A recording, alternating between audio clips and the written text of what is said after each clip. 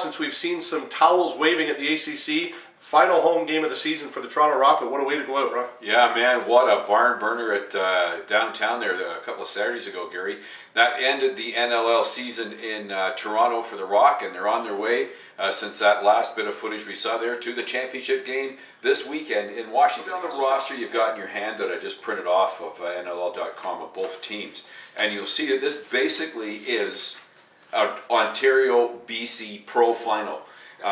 90% of the guys on Washington are from the Western League, and 90% of the guys from Toronto are all Ontario boys. So, and it's almost the remake of last year's Mann Cup. It's going to be quite a game. A lot of these guys have already got the built-in hate on for each other because of previous stuff. And it's going to be fun. And I'm not even going to make a prediction because it's anybody's game as far as I'm concerned. Well, that was one of the things I was going to ask you, and I hope people out there don't take this the wrong way, but I noticed in watching games throughout this season, but specifically the semifinal, the game versus Washington and Edmonton to get Washington into the final.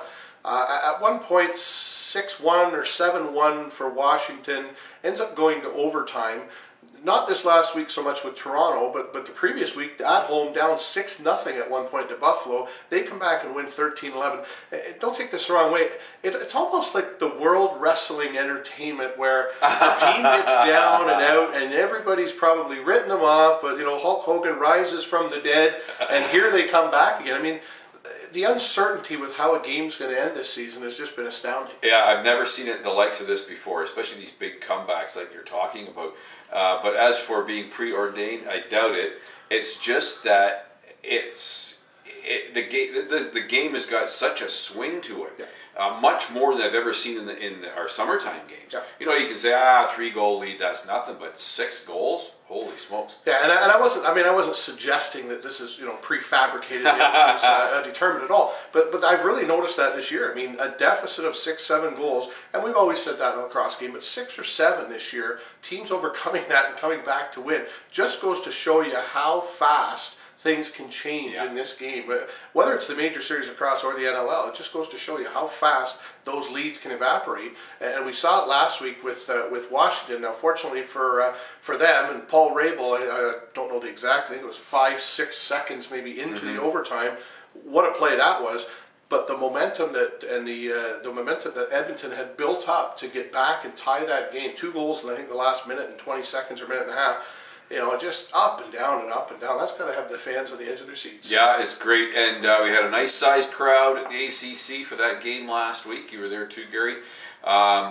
We're going to have to work hard to get all our fans back so we see the building full again. We understand there's economic reasons for it, whatever. But on behalf of the Rock organization, I just want to say thanks to everybody that showed up this year. And to all our diehards, thanks for hanging in.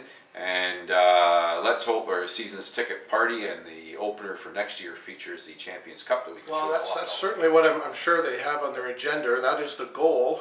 As you said, it was a very good season for Toronto, up and down. I mean, it wasn't smooth sailing the whole way. They started at 5-1 and 6 or 6-1. A little bit of a slump midway through the middle part of the season.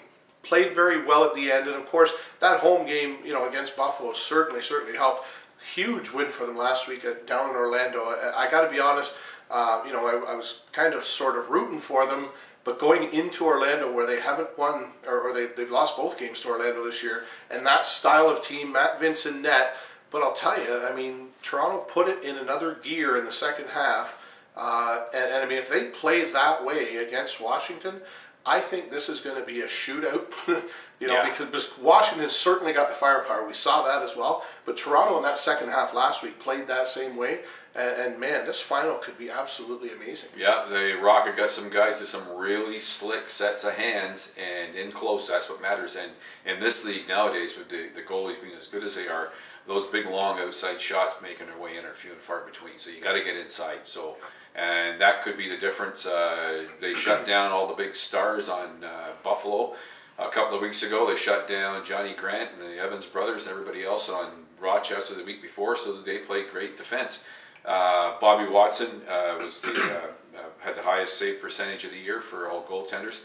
The other goaltender for Washington, they split their goaltenders a lot this year. Tyler Richards. Matt Roik and Tyler Richards. Yeah. They split a lot of the time together. but they still, Watson still stopped more goals than those two guys combined. But on the other hand, Washington scored 19 more than the Rock did. But you know, there's all kinds of different parameters. I don't even know it's going to be like a home game for Washington with the kind of crowds they're doing. Well, anybody out in Washington who's watching this, please grab a friend, grab him by the neck or whatever it takes, get him out to see this lacrosse game because it's going to be a beauty. That was the next thing I was going to ask you. I think it was 4,200 at the semifinal against Edmonton. You know, and I watched it. I watched it on the NLL.com feed. I mean, it looked like there was nobody there, and very few people. Even the Orlando game, it didn't look like there was a ton of people there. But no. I actually thought to myself, and I even posted it actually up, I think, on Facebook. You know, what were the chances of potentially the league hosting a game? I know they've done it in the past, so don't out there say it can't be done. Hosting the game in Toronto, knowing, you know, a championship final in Toronto's, you know, they've averaged around 9 or 10 all year. That's probably going to get you 13 or 14. Out in Washington, they're getting 4 all season, well, so they might get 6. Yeah. What do you think the chances were of them maybe sitting down and considering, well, let's play the game in Toronto? I bet you it's been bandied about, but because it wasn't something that was agreed upon before before this season started, like I don't know if anybody envisioned Washington, you know, hosting the championship game. That would have been probably one of the last ones I thought of. Yeah. Why not go to like a Super Bowl format and have the entire season to market it and build it up? You're going to get people from out of town. You're going to be sure to have a full house and have it in one of the big buildings. Have it shared around, and you know, let the people, you know, guys in charge of stuff go, you know, I don't really think it's going to be good there because you guys have only drawn 3,500 a game. You know, go to the places, and then maybe these other centers will see that and they'll want to have the game in theirs because that's big bucks, dude. You know. Well, I mean, just along that thought, I mean, Calgary, or excuse me, well, Calgary as well. Calgary, Toronto are kind of middle of the pack, higher end. But I mean, you look at maybe Buffalo or Colorado.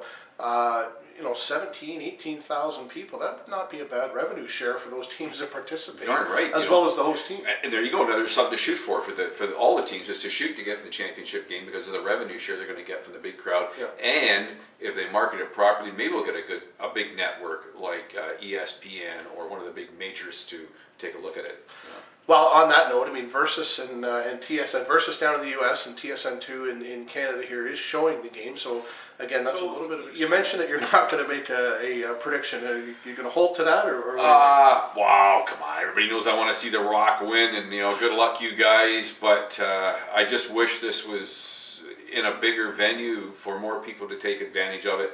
Not just for me and the rest of the fans, but for the players themselves. Just think how exciting that would be to play in front of 18 or 19,000 on national television. Yeah. You know, it would make it even better. This is a national championship final. You know, hopefully these people in Washington area will come out. Yeah, you know, I definitely hope so. From BC you know we should do on the NLL.com thing? Put the link on the Washington Stealth site to this video. So if you are watching this and hearing me just say that, Washington people, come on, get off your hand warmers there and go on out and cheer on your hometown Stealth. This is a big thing. You don't know how lucky you are to have it. Yeah. So you're not going to give a prediction? Or are you just going to say you want Toronto to win? Rock 13, Stealth 11. Same score as the Buffalo game. I think that I'm going to take Toronto as well, only for the experience. I think, though, it's going to be a lot higher scoring. I think that this is just going to be no disrespect to the goalies that play, but I think these offenses are so high-flying. Yeah. I could see somewhere in the neighborhood of 15, 16 goals winning the game, and maybe 1 or 2 less, unfortunately, losing the game. I see it being a really high-scoring affair because both teams firepower. In part 2 of this week's program, we're going to talk more about the minor game this weekend. The NLL, as of Monday morning, is done. We concentrate on the amateur scene here across the side of the game, and we're going to talk more about that.